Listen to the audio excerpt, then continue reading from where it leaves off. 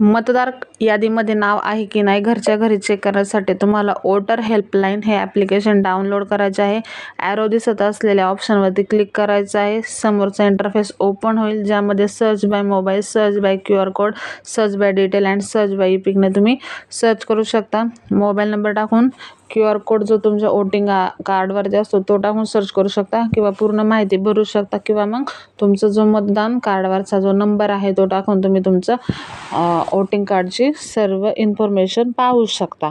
तर इथे मी search by mobile करत आहे, ज्यामध्ये पहिल्यांदा स्टेट सिलेक्ट करून घ्यायचं आहे. नंतर तुमचा मोबाईल नंबर फिल करायचा आहे. तुम्हाला तुमच्या मोबाईलवरती एक OTP येईल. OTP व्हेरीफाय झाल्यानंतरच तुमच्या वोटिंग कार्डचे संपूर्ण डिटेल्स येते, ज्यामध्ये तुमचं नाव, तुमचं जेंडर, एज, तुमचं कार्ड कोणत्या प्रभागातनं आहे किंवा तुम्ही कुठे मतदान करणार आहात किंवा तुमचं पोलिंग स्टेशन कोणतं आहे, हे सर्व माहिती इथे आपल्याला भेटते.